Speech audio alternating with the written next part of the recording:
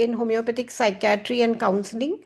And also, I'm heading the Other Song Academy in heart of India, which is Chhattisgarh. And I also teach homeopathy and psychiatry in Other Song Academy. And I'm a director of Research Institute of Classical Homeopathy in Chhattisgarh. And I'm also teaching PEM model at Dr. Gandhi's platform, which is IPEMA. So today's my session is about an autoimmune disorder and the psychodynamics behind the disorder.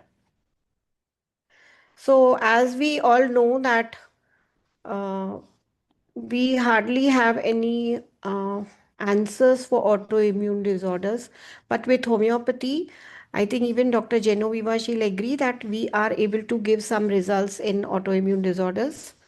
So we'll just see what is the psychodynamics of autoimmune disorders.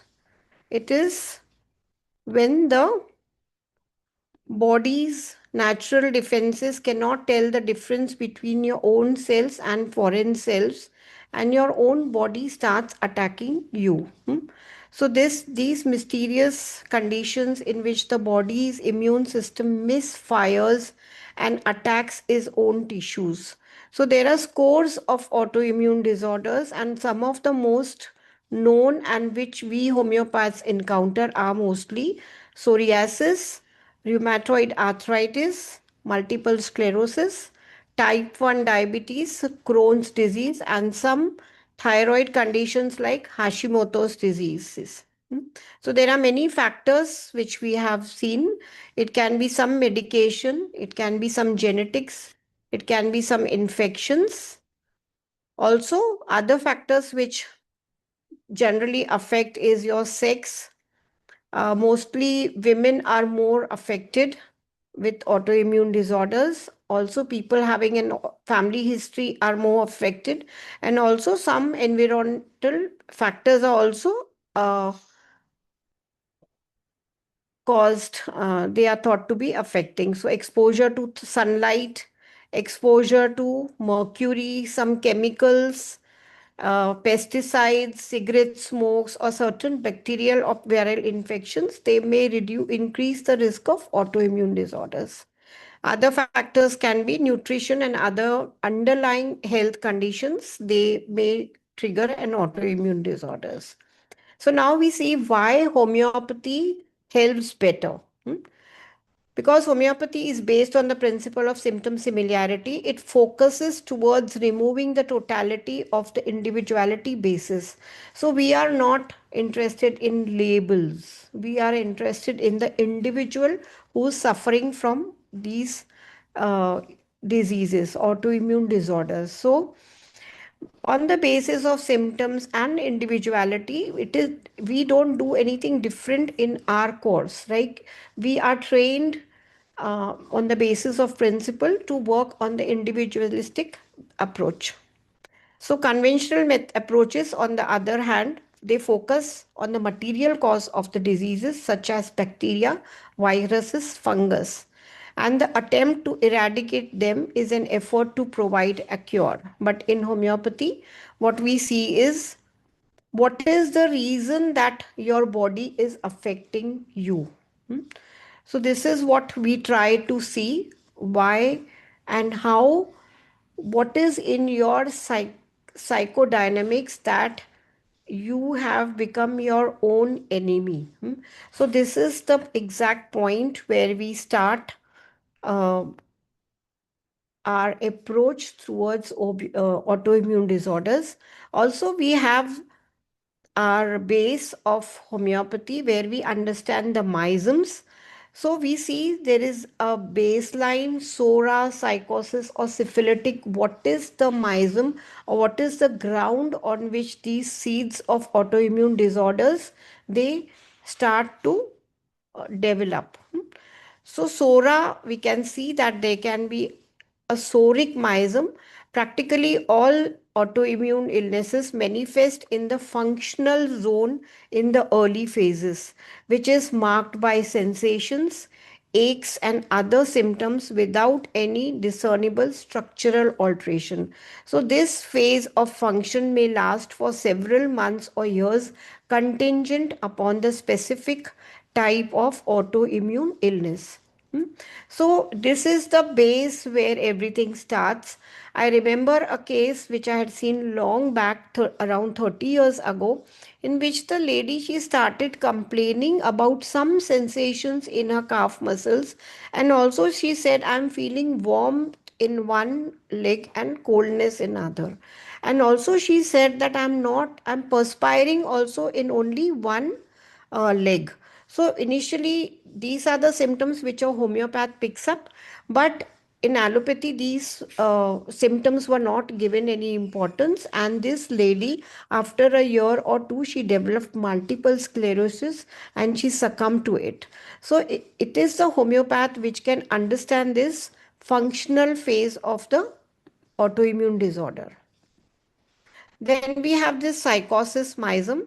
So here there is an identity confusion and recognition. So the reasoning faculty of discrimination is impacted by psychotic mism activity. Here we have to see also, then there can be a tubercular background. So in cases of suddenness or increased sensitivity or a fast moving illness, the pace of a tubercular mism, we can see that this can be one of the misms which has to be addressed. Then if there are syphilitic irreversible issues, then we can think of uh, syphilis background, and we can think of syphilitic disorder medicines. So what is the psychodynamics of our autoimmune disorders? So once if we start understanding what is going behind in the psyche of the patient, we can address the issues. So what we see is autoimmunity is metaphorically an attack against whatever is foreign or unwanted in ourselves. So here we have this idea of identity and shadow. So our minds processes information in a very unique way and builds what is known as personality, and this personality gives an identity. So when we are dealing with ourselves also, we have a good me, we have a bad me. Good me is the which is, it is me which I'm presenting in front of everybody. The good me, I'm good, I'm so soft, I'm so punctual, I'm so friendly. So this is the part which I'm projecting to others, and one part is not me. I know this is bad, so I will not show it in front of others. But one part of me is which something which I've pushed within I've repressed my part so much. I have not accepted that shadow aspect of mind which I have put into the deep unconscious, and that is the part which creates this dynamics of attacking yourself, because even you don't know that part of yourself. Hmm? So that real self is denied and projected outside. So what kind of remedies we can see in autoimmune disorders? Remedies which have a very great shadow, like reptiles. They are very deceitful, violent, and aggressive. They are hateful and vindictive, and this part becomes their shadow. And these medicines can be used to deal with autoimmune disorders. So how can we proceed? I'm just giving you few guidelines that how do we proceed in such cases. Here we focus on whatever they abhor or dislike in others. Here we know that this is an autoimmune disorder where your shadow has been repressed. So, how we ask the patient? We ask him, what is that which you don't like in others? Doctor, I don't like this double facedness. That lady, she has such a sweet face, and the moment you turn around, she's ready to stab you behind. So, this kind of projections, you have to ask them what you don't like in others. So, we can go into their movies, dreams, characters they dislikes, and this is the term which was called by Jung as shadow. So, in such cases, we try to see the shadow and the projection.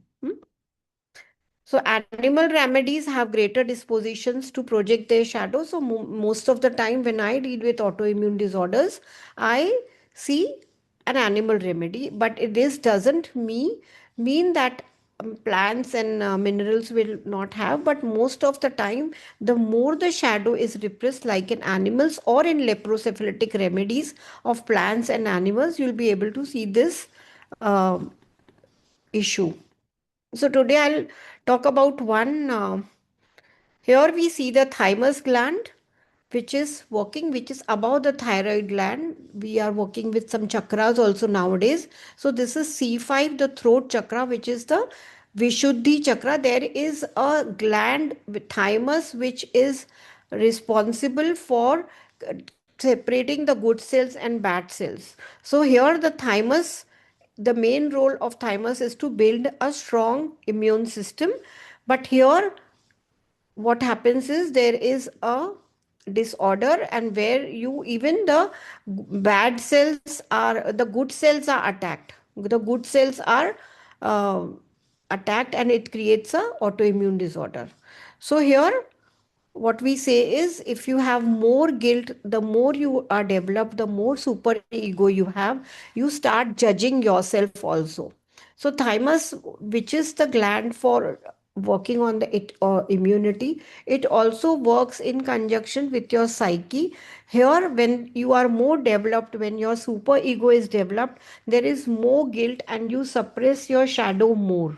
So once you're suppressing your shadow, you're creating a part of you which is totally rejected, and this is projected out in the autoimmune disorders. This is the fight which goes on at the psychodynamics level. Hmm? So now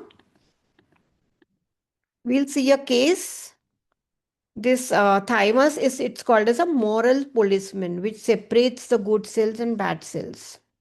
So now we'll see a case of uh, a child, which he was a child and his age was around 7 years, and he had this issue of idiopathic thrombocytic purpura.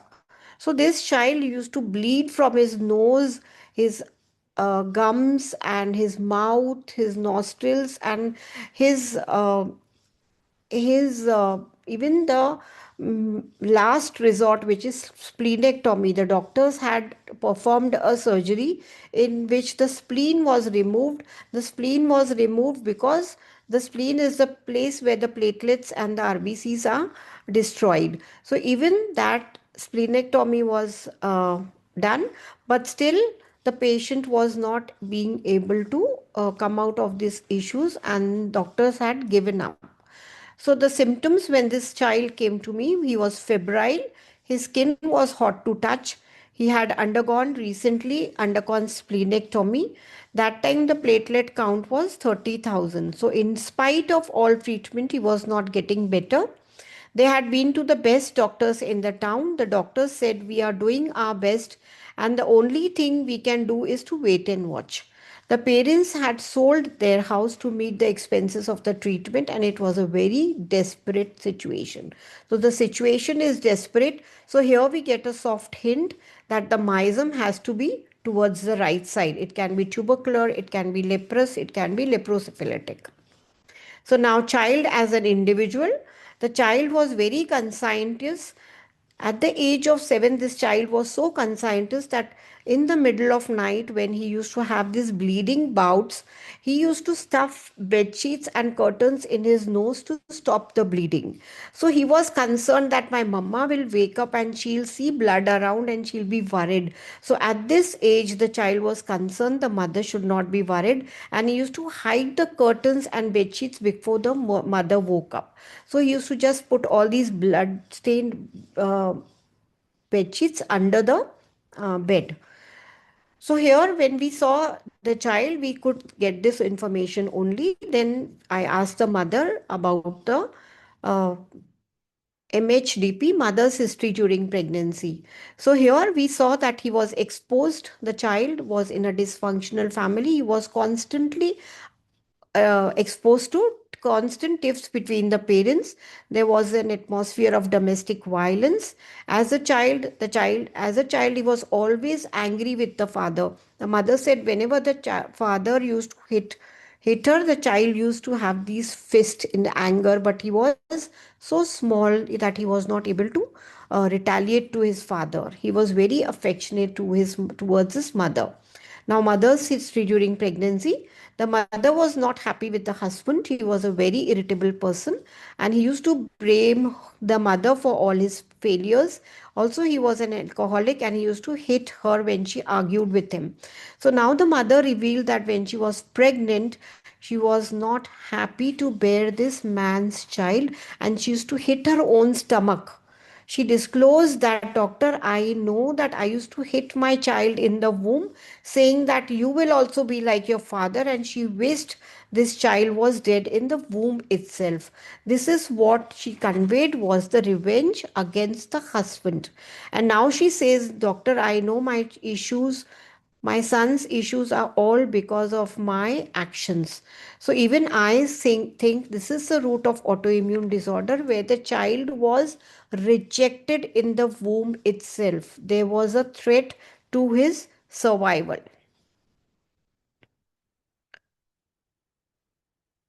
Is it okay? Is the pace okay? I'm not able to understand the chat because it's not in English. You can just give me a message if everything is okay, the pace and all, or if there's any query, Dr. Genoveva.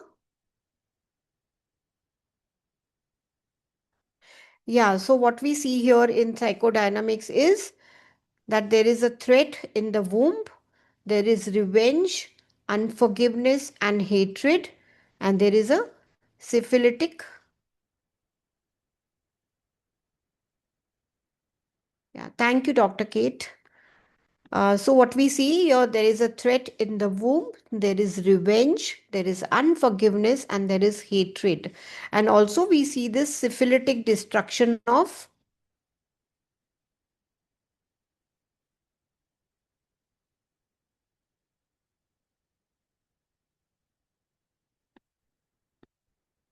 So here what we see is leprosyphilitic miasm. There is a detachment. You're rejected by the mother. You're unwanted and you're not welcome in this world.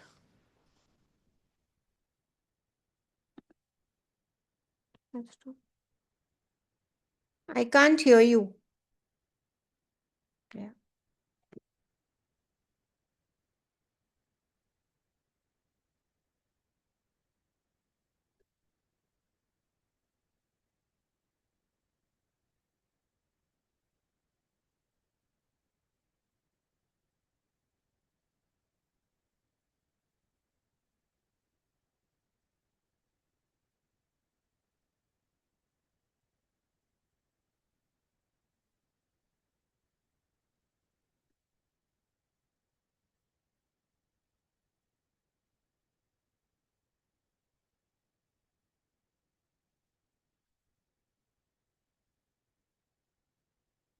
Can I start?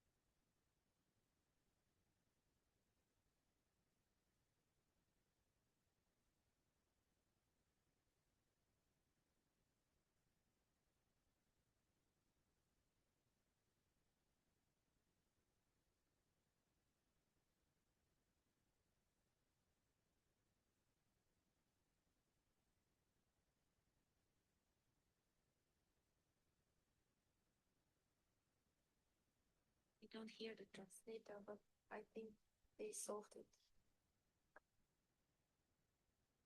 We don't hear the translator, but I think they solved it.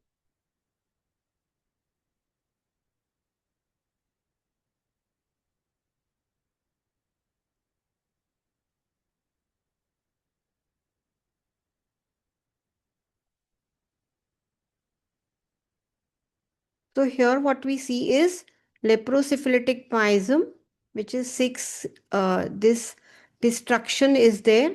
There is detachment. You are rejected by the mother, you are unwanted, and you're not welcome in this world. So, this is how the dynamics is there. You are not wanted. So, there is a deep shadow that you have to go into self destruction because your mother also is not wanting you in the womb. You're not welcome in this world. So, this is the root of autoimmune disorder in this case. So, here, what was the analysis? Here we could see this animal remedy, yeah, the revenge, the threat to the survival, the mother and the dynamics of violence. So here the child has experienced this in his womb itself. So we could see this animal energy here, and we could see the issue of survival. Revenge is mother's state during pregnancy. She doesn't want the child to live. She's kicking the child, she's hitting the child, because when you are born you will also be like your father, so I don't want to continue this man's genes. She doesn't want to give birth to this man's child because it will continue the same violent and angry and alcoholic genes. So, this is the denial of the child's being in the womb itself. So, this is the syphilitic miasm. So, if we see the rubrics here, it's nose, epistaxis, hemorrhage, fever during. We have nose, epistaxis, hemorrhage, purpura hemorrhagica in nose, epistaxis, hemorrhage, fever during.